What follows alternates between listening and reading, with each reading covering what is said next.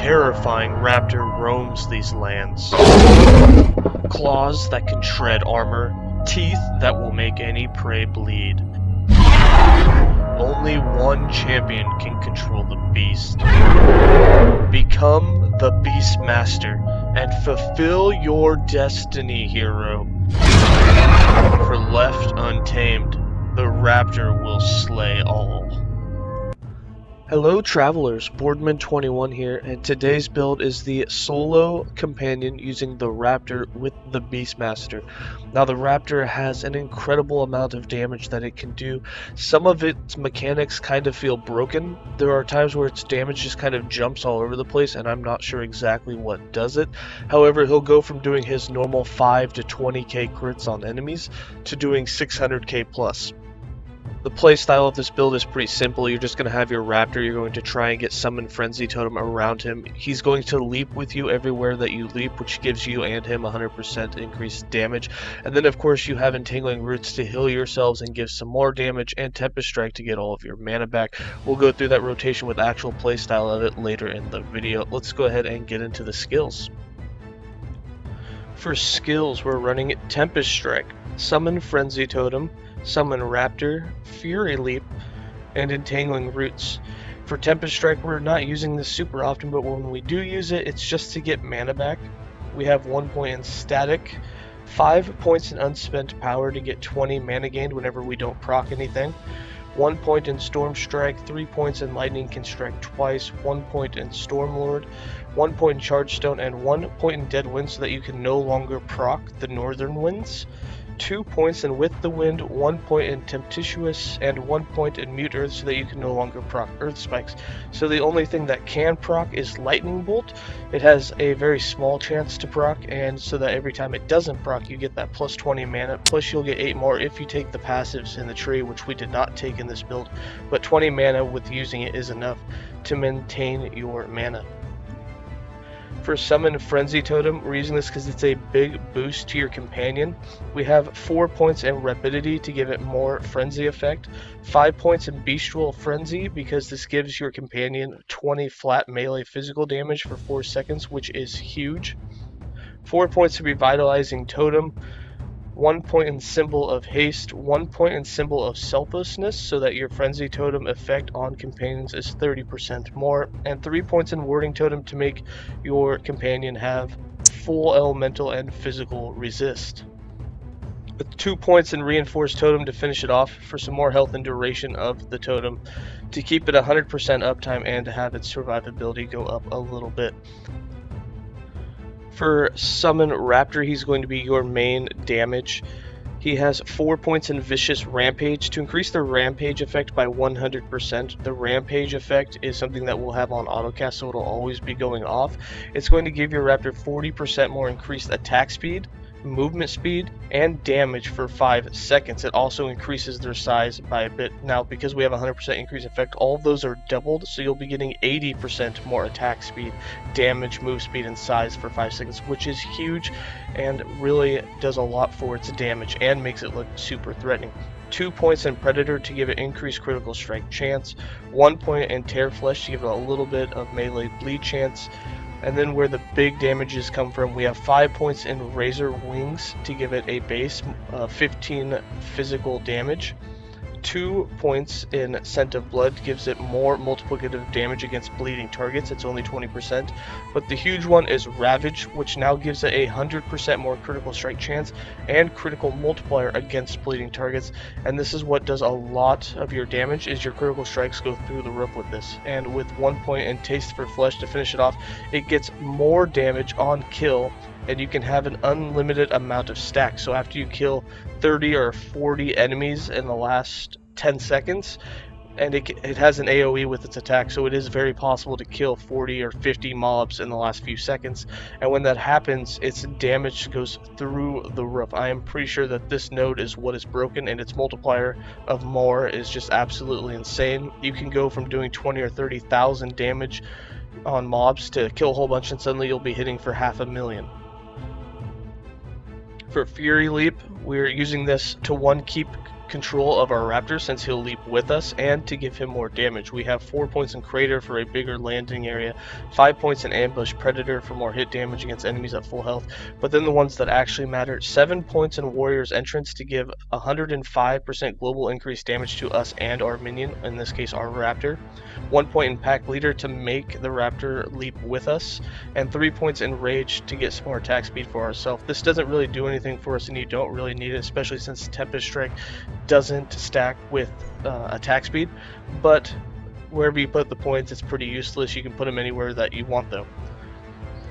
For Entangling Roots, we're using this for healing and for more damage for our Raptor. We have 5 points in Nourish for that 50 health heal per second per patch, 1 point in Roots of Lap to have 3 patches, 1 point in Bountiful Harvest for some healing at the end of its duration, 1 point in Mana Bloom for 1 mana back per second per patch, 3 points in Fleeting Grove for that 120% mana efficiency, so that it's actually a doable amount of mana to cast it and cast it often, 3 points in Immune Sap so that our Raptor has 90% increased damage, 3 points in Grove Master so that we have 90% increased area with all the patches, so we're more likely to heal ourselves and the Raptor with more than one patch, 1 point in Reclamation, and 2 points in Lasting Briar to increase the duration. For passives, we have 20 points in the base Primalist class with 6 points in Gift of the Wilderness, 5 points in Natural Attunement, 1 point in Primal Strength, 3 points in Primal Medicine, and 5 points in Ancient Call. We have 5 points in the Druid to unlock Entangling Roots, all 5 points are in Blood Claws to give us some physical damage leached as health in case we do some attacks with our Leap or with our Tempest Strike, 0 points in the Shaman, and 86 points in the Beastmaster, with 6 points in Savagery, 1 point in Ambush, 1 point in Ardor's Loyalty, 4 points in Boarheart, 4 points in Call of the Pack, 8 points in the Chase, 5 points in Porcine Constitution, 5 points in Axe and Claw, 4 points in Hunters of the Deep, 1 point in the Circle of Life, 1 point in Dragon Slayer, and then for the big ones you have this 5 points in Axe and Claw gives your minions 10 more base melee physical damage. 8 points in Cry of the Licks is going to activate the Licks for 8 seconds every time that you cast the Raptor's Rampage ability, so you'll have it up almost all of the time. Rampage has a 15-second cooldown, but when you increase the duration by 100% of the Licks, you have it up for 16 seconds, so you have very close to 100% duration on it. 1 point in Natural Bond for your solo companion, 6 points in Serrated Claws. This will increase the critical strike chance and multiplier of your companion, which makes the crits hit much harder and happen more often. 5 points in Critical Bite so that it leeches a bunch of that critical strike damage as health. This is what's going to keep your Raptor surviving for a very long time. 5 points in Primal Aspects to increase your buff duration, that increases the duration of the licks. 10 points in Viper Fangs. The reason that we want this is it gives your Raptor 50% increased attack speed, which is huge for it, and 10 points in Ancient Might to give your minion 10 more melee physical damage, which is another huge boost for its base. For items and idols, the idols that you want is minion melee damage leached as health. This is going to increase its survivability by a bunch. We also have increased aspect of the shark effect, so that it'll get more attack speed and melee damage while the aspect of the shark is active. For our items, for our scepter, we went with minion physical damage, and for minion damage, the other two options are your choice. Melee attack speed doesn't really help you with Tempest Strike, however I already had this weapon made, so we went with it. You can do anything else. You could wear a polearm if you wanted and use Serpent Strike instead of Tempest Strike. However, what that's going to do is just not give you a mana generator in case you do need more mana to leap or summon Frenzy Totem or use Rampage or use Entangling Roots, which is things that the mana cost on those can really add up over time, especially if you get into some danger and you need some healing and you're spamming Entangling Roots. Your mana will be gone really fast. For our chests, we have minion health, minion dodge, minion added crit chance, and minion critical strike multiplier. We have the same thing on our helm with minion health, minion dodge, minion critical strike, and percent of minion melee damage leached as health. As you can tell between the passives, the items, and the idols, your minion is getting about 50% of its damage leached as health on crit. And what's huge about that is your crit's going to be doing 5 to 20k damage, which means it's healing itself from 2500 to 10k health on a single hit. it's almost impossible for your Raptor to die. You, on the other hand, are going to have a lot less survivability, so you're going to be playing the kite and runaway mode most of the fight. For our amulet, we have increased minion physical damage, minion health, minion regular damage, and some physical resistance. For our shield, we went with minion health, set necrotic and poison, some health and elemental resist. For our ring, we have minion physical damage, we have strength, minion damage, void resist. For the belt, we have minion health, set necrotic and poison, increased minion damage with some flat health. For our other ring, we have minion physical damage, strength. The reason we went with strength on a couple of spots is it gives your Raptor more health and more damage. We really wanted to boost his damage as much as possible. We also have increased minion damage and void resistance. For the gloves, set necrotic and poison, strength, minion damage, elemental resist. The boots, we have some movement speed with hybrid health, strength, and our fourth set necrotic and poison to finish it off. And then for our relic, we have increased minion physical damage, strength, minion damage, and elemental resistance. For our character sheet, you can see that we're not quite capped on all of our resistances. We do have 3 of them capped out. The other ones are above 50%, so you're not about to take the most damage that you can, but again, you're not capped on resistance. You could definitely lose a little bit of damage to cap those resistance. We only have 1400 armor, our dodge is 1%, which is minuscule, but if we go to the minion stats, you'll see that our Raptor has over 900% increased health, a huge amount of damage, including a 865% increase physical damage. So when it does its melee attacks, it gets a huge base amount of damage, and then when that gets the more modifiers, it just gets out of hand. So to show you what he can do just against the training dummy, just his normal attack is going to be critting from 30 to 40k damage on the training dummy. If you throw in Entangling Roots, he'll do a little bit more damage.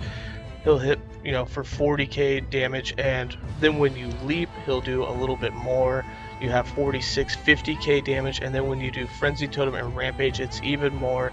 So you can throw them all in there, and you'll see that he's critting for almost 100k damage, and his attack speed just gets absolutely nuts when all of that's active.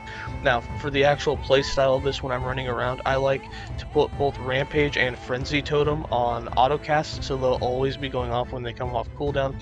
And then all I do is run towards mobs, we'll leap in, we'll throw down our Entangling Roots, and if I need mana back, we'll throw in some Tempest Strike. And that's really just how you play the build. For the Monolith of Fate, you kind of just run towards the end and keep leaping. You'll bring the Raptor with you and he'll start annihilating things. In the arena, you just want to run around and try and dodge all the mobs and let the Raptor do his thing. Alright, I'm going to go ahead and give you guys some more gameplay.